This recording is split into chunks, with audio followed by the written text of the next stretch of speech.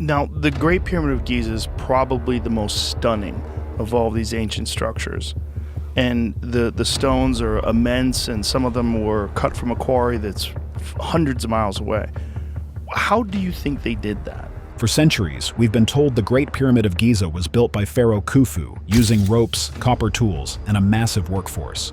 But when you look closer, the cracks in that story appear. How were stones weighing nearly 80 tons lifted more than 100 feet into place? How was a foundation spread across 13 acres leveled with such flawless precision? Well, maybe if you're just at ground level, that will do. But when you're 350 feet above the ground, as you are in the King's Chamber, that won't do at all. I don't know how they did it. All I know is they did it. I don't think anybody knows how they did it. And why does a hidden chamber the size of an airplane hangar remain untouched to this day? Graham Hancock has spent over 30 years chasing answers, and what he found could rewrite the story of human history forever. Did Khufu really build the Great Pyramid? When most people picture the inside of the Great Pyramid, they expect the walls to scream the name of the king who built it. That's the image Hollywood loves to paint.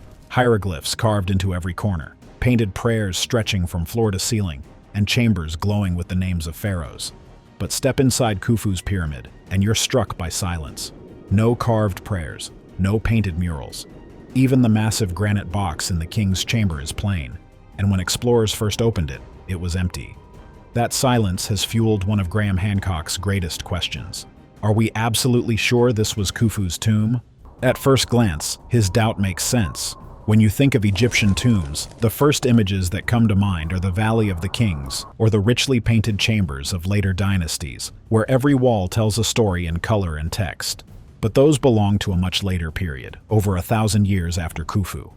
Back in the Old Kingdom, tomb walls were not yet covered in long funerary texts. In fact, the earliest of those, called the pyramid texts, only appear in the Pyramid of Unas, the very last ruler of the 5th dynasty. So the bare walls inside Khufu's pyramid are not unusual for the time. They don't prove or disprove anything. What matters is the evidence around the pyramid, evidence that still ties this monumental structure directly to Khufu and his court. If you walk around the base, the silence of the interior is replaced by a noisy record carved into the landscape itself. Khufu's pyramid wasn't a lonely structure. It was part of a massive complex designed to reflect his world and his afterlife. South of the pyramid lay great boat pits carved into the bedrock. One of these pits contained an actual cedar ship, carefully dismantled into more than 1,000 pieces and buried like a puzzle. When reconstructed, it stretched about 143 feet long, large enough to carry a small army. Today it rests inside the Grand Egyptian Museum. It was sealed for the king's eternal journey with the sun god Ra. Around the pyramid, the cemeteries spread out in neat rows of mastabas, flat-roofed, bench-like tombs for officials and family members. Walk into one, and you see carved chapels where Khufu's relatives are named and shown in scenes of daily life. The mastaba of Meresank III, Khufu's granddaughter, is one of the most famous, with reliefs still sharp after more than 4,000 years. None of this alone proves that Khufu is inside the Great Pyramid, but it shows his family, his court, and his world anchored right at its base. Then there are the marks hidden above the king's chamber, the most debated evidence of all. In 1837, a British explorer named Colonel Howard Vyse blasted his way into 4 small spaces stacked above the chamber. These spaces had been sealed since construction. On the rough limestone blocks were red painted lines and quarry marks, casual brushstrokes left by work gangs. And among them, written more than once, was the name Khnum Khufu, Khufu's full birth name, inside an oval cartouche. Some of the gang names even declared, "The white crown of Khnum Khufu is powerful." These were not polished hieroglyphs for tourists. They were construction notes, written on blocks that would never again see the light of day. For most Egyptologists, they are a smoking gun. Builders marked Khufu's name while building the pyramid, yet Hancock and others argue these could have been faked, perhaps by Vyse himself. They point out that if the marks were forged, the entire link to Khufu would collapse. That possibility has kept the debate alive. But when compared with other pyramids, where similar gang names appear in hidden spaces, the marks line up with normal practice. They look exactly like the casual signatures of masons across Egypt. Still, we were unsure of who was correct until 2013, when something new came to light far from Giza. On the Red Sea coast, at a harbor called Wadi al-Jarf, a French team led by Pierre Tallet uncovered papyrus fragments, the oldest known written documents from Egypt. They were work logbooks, written by a foreman named Merer during the final years of Khufu's reign. In a tone that feels more like a foreman's clipboard than sacred text, Merer described moving fine limestone by boat from the Tura quarries across the Nile to Akhet Khufu, the horizon of Khufu, which was the ancient name of the Great Pyramid. He named Khufu as the reigning king. He mentioned Hancock, Khufu's half-brother and overseer of works, who is known from other sources. These are not myths written centuries later.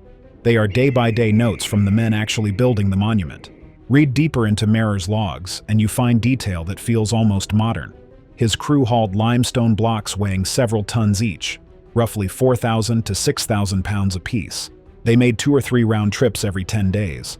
The papyri even preserve the rhythm of their labor, rowing out, loading stone, returning, unloading. It is the kind of detail that can only come from someone doing the job, not retelling it long after. Hancock has always insisted that to find the truth, we must look at the logistics. And here, the logistics are literally spelled out in ink. The story doesn't stop at the Red Sea. Back at Giza, south of the Sphinx and about a quarter mile from the pyramid, lies Hait El Garab, the so-called lost city of the pyramid builders. Excavations here have uncovered long galleries that look like barracks, massive bakeries, storage buildings, and even a monumental gate that controlled movement in and out. The site ties directly into a harbor system that once supplied the plateau. Far from being a vision of slaves whipped into place, this was a highly organized state project with managers, scribes, and supervisors. What did all these workers eat? The trash dumps make it clear. Richard Redding, who studied the animal bones, found a diet unusually rich in meat. Estimates suggest that at peak, the workers consumed around 4,000 pounds of meat every day. High-status crews received beef, while others ate sheep, goat, and fish. Add in mountains of bread and jugs of beer, and you see a payroll system based on food.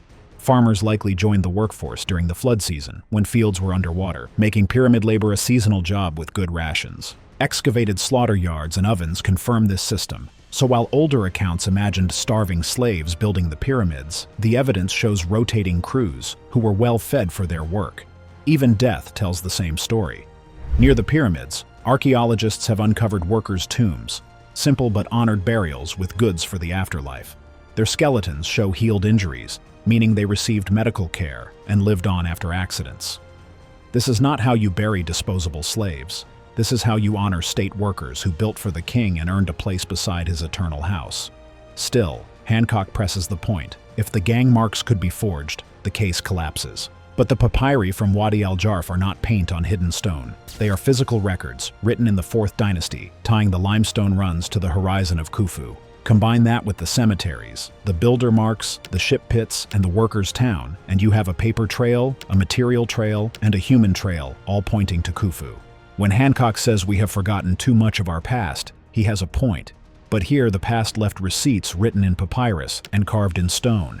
So, where does the authorship question stand?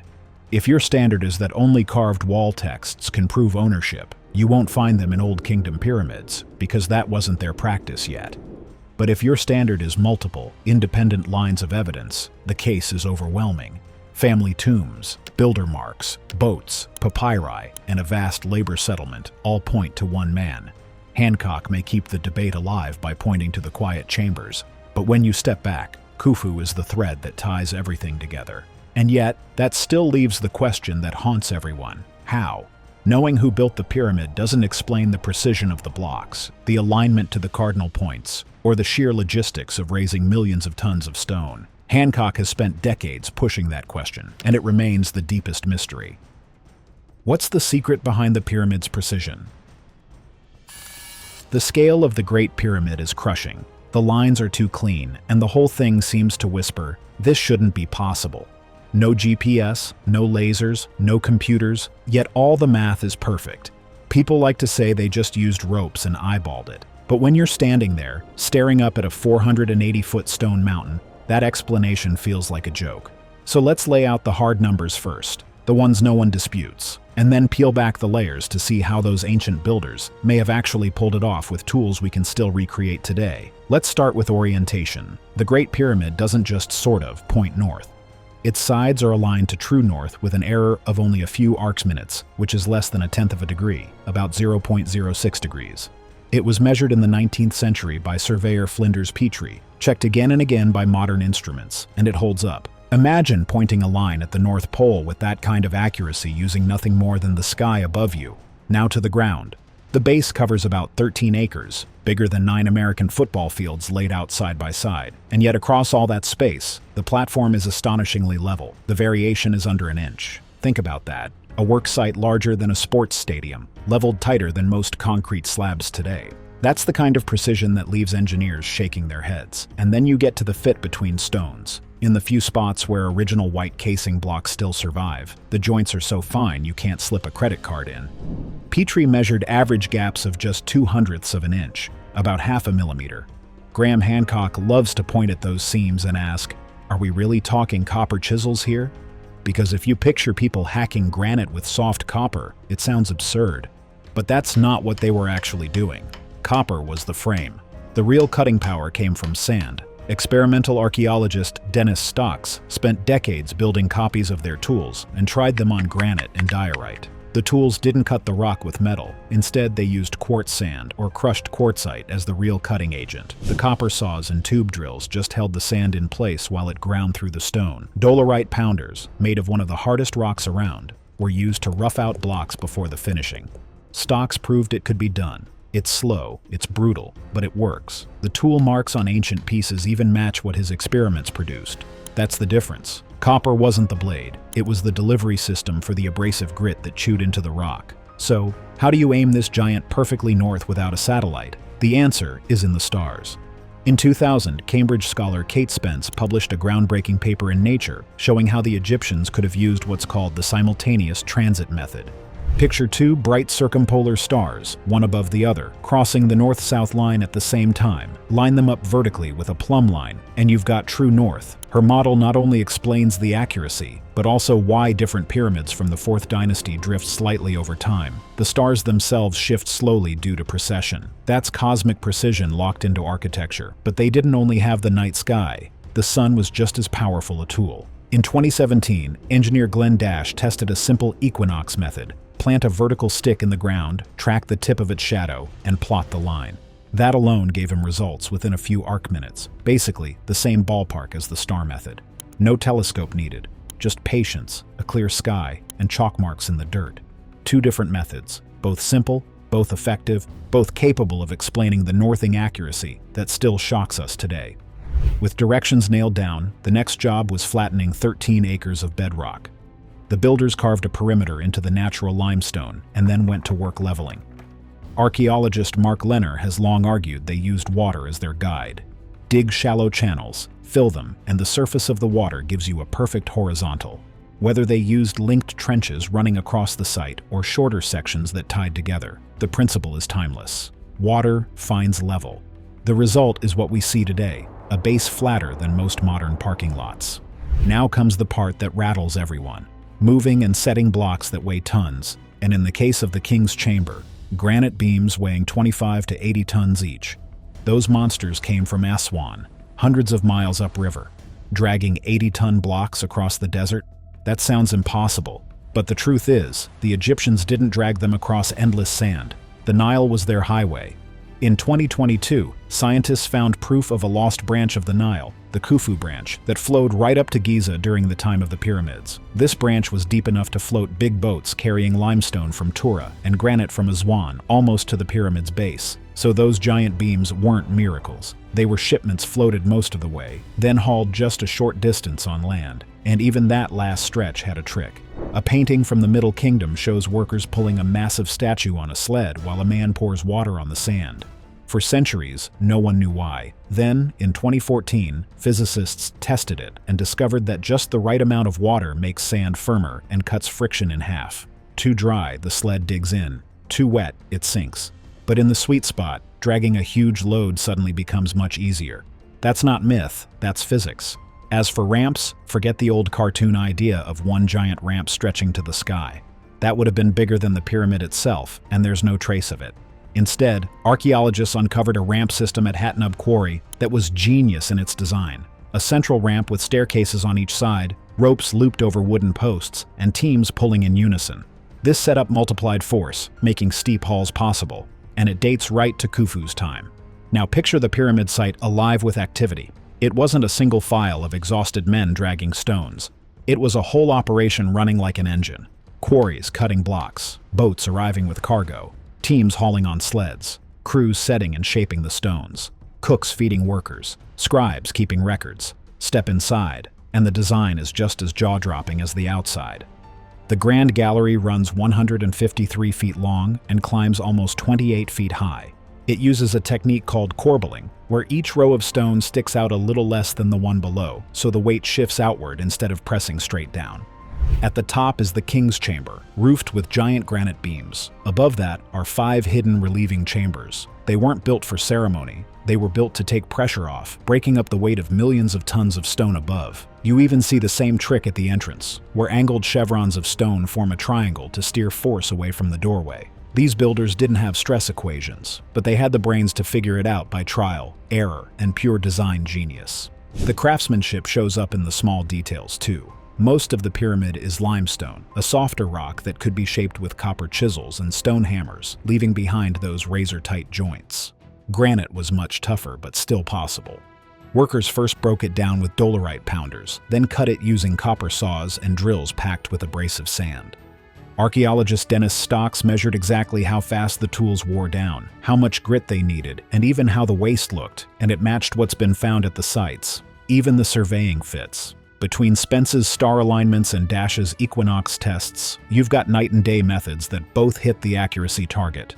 And the tiny drift in orientation across Snefru's pyramids through Khufu's and Menkaur's matches what the star model predicts.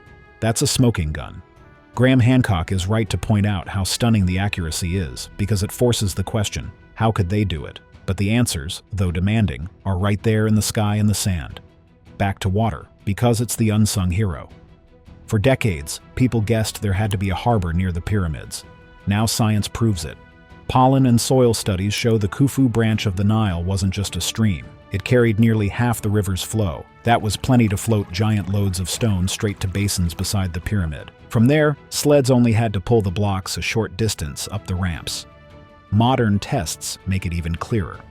PBS's Nova joined archaeologist Mark Lenner and stonemason Roger Hopkins to try the old methods. With nothing but sleds, levers, and ramps, small teams were able to move multi-ton blocks in minutes. Now imagine hundreds of crews doing that at once. The build speed stopped sounding impossible. It was hard, exhausting labor, but absolutely doable. That doesn't mean all the mysteries are solved. The Who looks more and more like skilled Old Kingdom teams using clever, testable methods, not superpowers, but knowing who doesn't tell us when or why the whole Giza layout looks the way it does. Some people, including Graham Hancock, argue that the age and sky alignment might point to something older and stranger. So the next question isn't just about builders, it's about what the Sphinx, the stars, and deep time are really telling us. The Great Pyramid's age problem.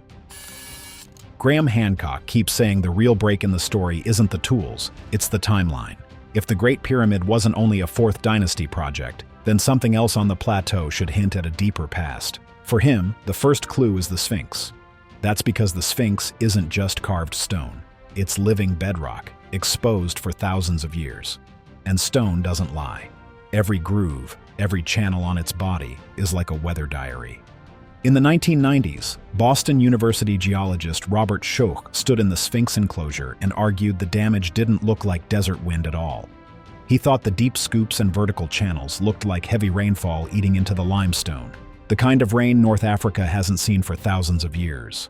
If that's right, the Sphinx could be far older than Khafra's reign, old enough to have stood through centuries of wet, stormy weather before the Sahara turned dry. That idea became the backbone of what's now called the Older Sphinx theory, and Hancock has pointed to it ever since, as evidence that Egypt's history runs deeper than the textbooks say. But archaeologists push back hard on this. They argue the Sphinx wasn't built in isolation. It lines up neatly with Khafra's causeway, and the valley temples next to it are made from the very blocks carved out of the Sphinx's trench. That looks like one coordinated building project.